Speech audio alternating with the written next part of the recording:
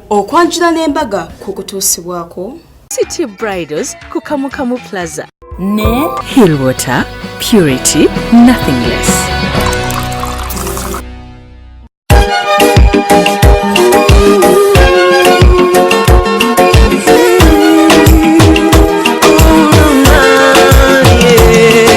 Naira sirimba lero bino byonjogera byankumoyo toboyo mutima gwange munda kukubira nze ne kuntujja omukwano lero njagala otegere nti wampamba wotoli siryasenywa nze sebaka nyabo Sibyatya mukwano gwange omulungi awaayo buli lwa Sunday esawa ne zibeera 11 nga bwokebera ku budde ne zibeera saa 11 ogamba bannange mutekeko Delta TV tukole embaga zitandise webali nnyo webalire ddala era nga kutuusako embaga bampita Sharita mazima wanvu era nga nyongera okugamba mukwano nti webali nnyo webalire ddala leero nkoledde waneeno ku Muganzi Raza naye nga Malakai Ecology werinnyo osobola okubeera nga ate ogenda n'okolera wedding reception n'olya ku kyennyanja n'ogenda mu rooms obw'enjawulo Malakai Ecology singa nyongera kugamba mukwano nti City Bridals ateeka sente mu programu eno era nga yayinyambaza ekiteteeyi kino. City Bridals alina gowns ennungi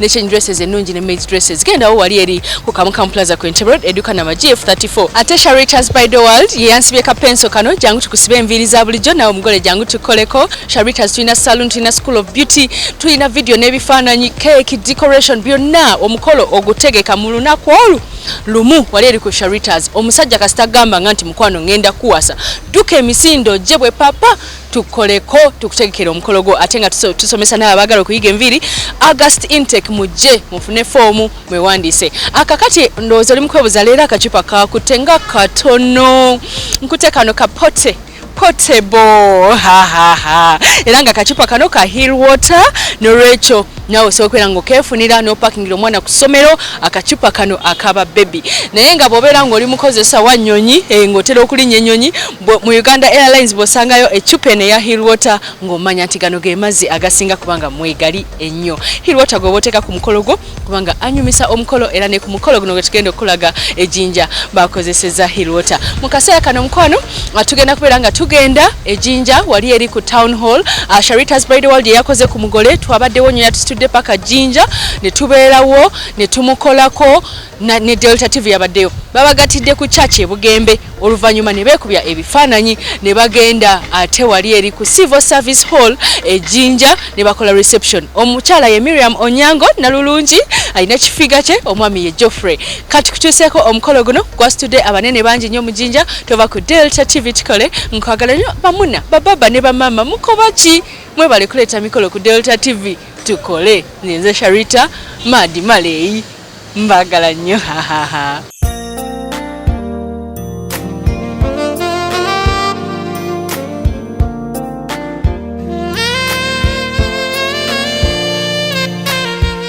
nkaniriza nnyo mukwano ku Delta TV tukole era nga tuli mu ssawa yaffe eneesooka nga tuli eno jjinja tutandise n'abagole abasitudde Sharita's Bridal World okubakolako mpaka ejjinja.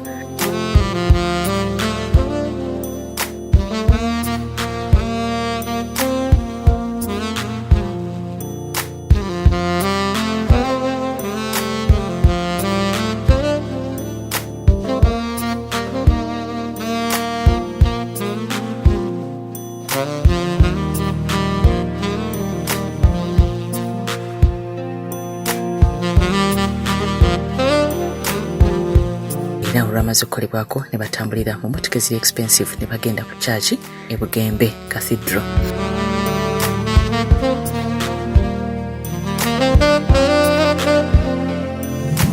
Bw'atyo omugole omwami yasose okuyingira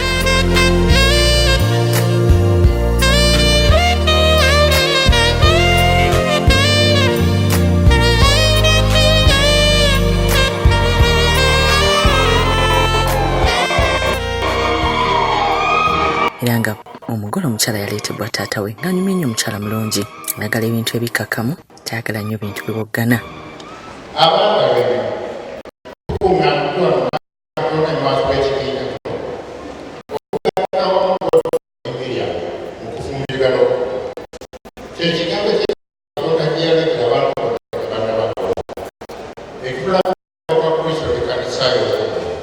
basoose okubuulira wamu n'okwaniriza abantu.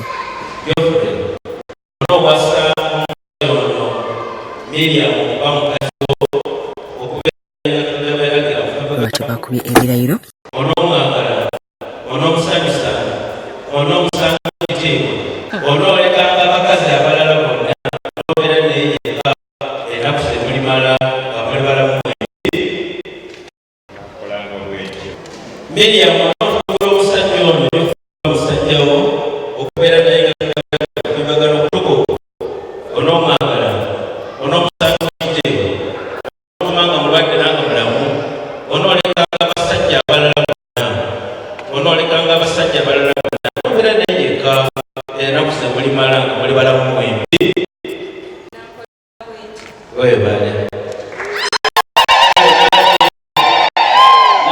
omuko n'awaayo mwannyina.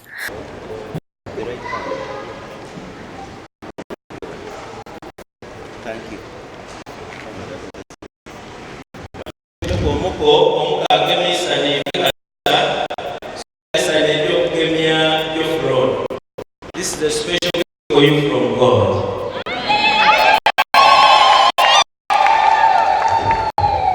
Nkolo omwami yabikuddeko omukyala wa Katimba okakasa oba yeye yennyini.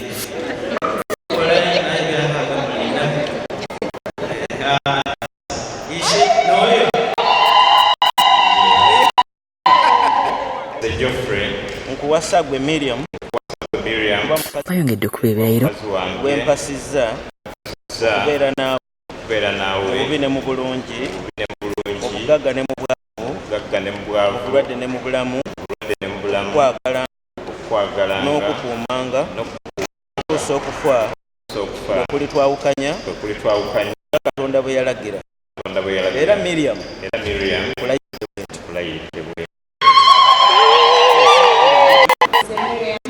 nkufumbirwa gwe Jofre okuba baze wange enfumbiddwa okubeera naawe mu bubi ne mu bulungi obugagga ne mu bwavu obulwadde ne mu bulamu okwagalanga n'okukuumanga n'okukubuliranga okutuusa okufa okuli twawukanya nga Katonda bwe yalagira.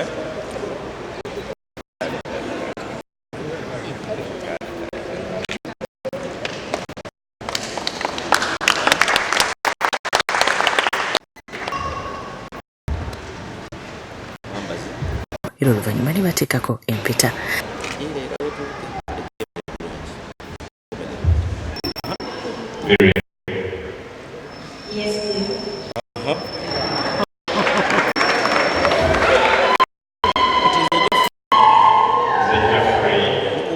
Miriam n'empeta nkuwa ebintu byange byonna eby'omu nsi mu linnya lya Kitaffe n'Omwana n'Omwoyo Omutukuvu. Amiina.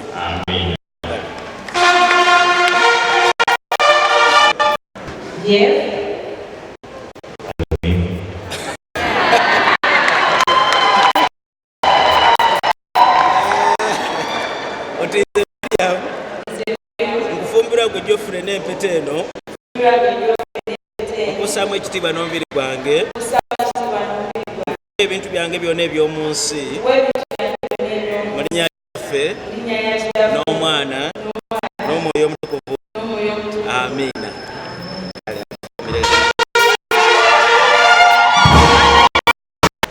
Katonda yagatawamu omuntu era tabawukanyanga. Katonda yagatawamu omuntu era tabawukanyanga. Katonda yagatawamu omuntu era tabawukanyanga. Kubanga Jofre ne Miriam bakkiriza okwagala Mukama, abakkiriza n'omusako n'obwongo n'ekisa mubeere nga bwe obulamu bwa kano n'embeera egenda okujja mubeere n'obulamu obutaggwaawo.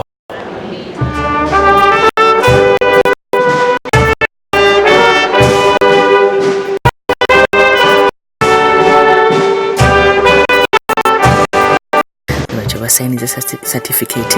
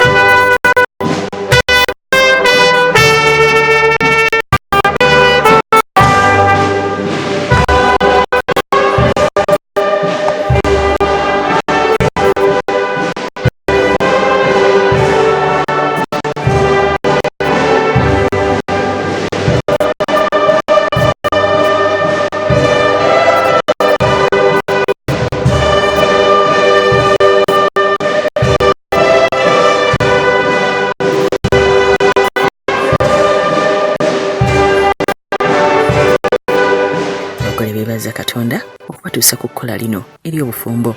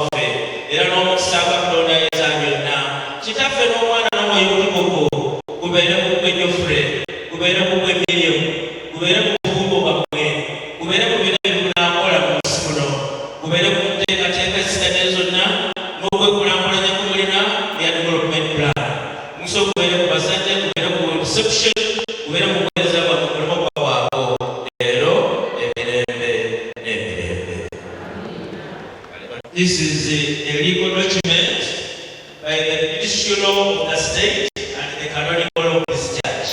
Batu bakwasibwa certificate zaabwe ezaadde ziraga nti nno bafumbo.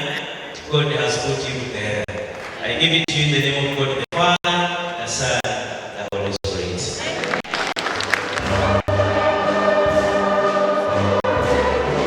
Bafulumya wabweru wa church n'ebikuba ebifaananyi.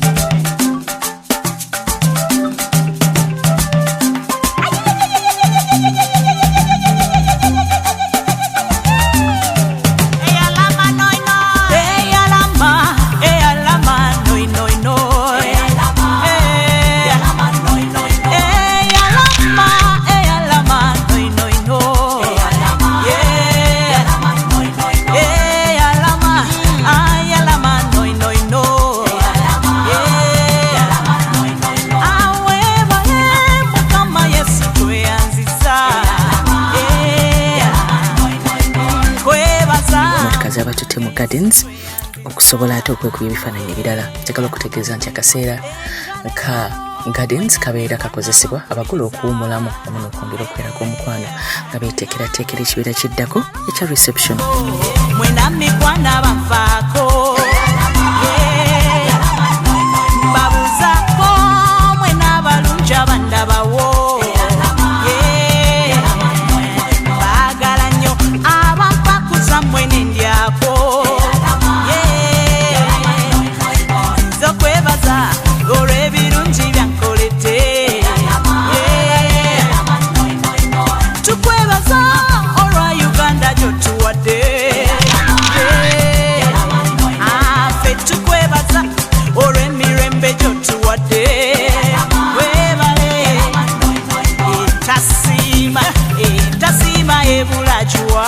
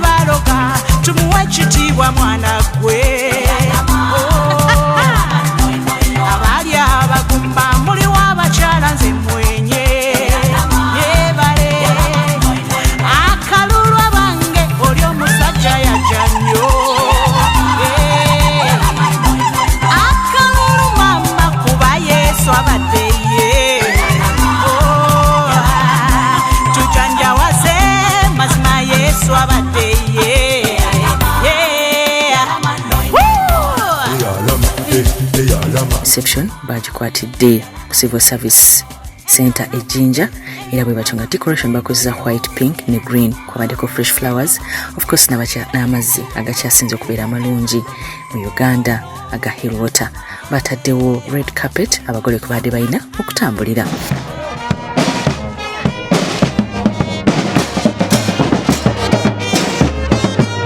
Bati abagole akabonero akasoose okulaga nti batuuse ye bandi era nga n'emperekeze nazo zaayingidde nga zikoona dansi.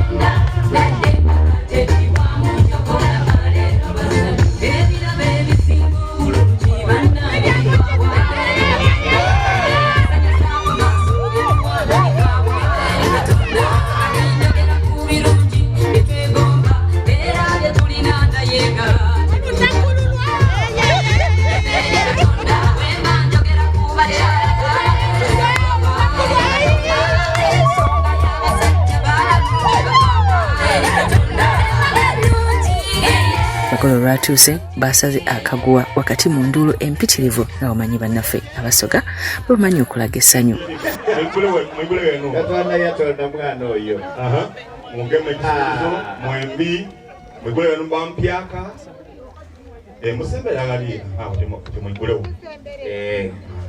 That is a very elegant couple. Tujikubira ku mungalo. Aya, dala ibizu. Ekuziro kwa bobi.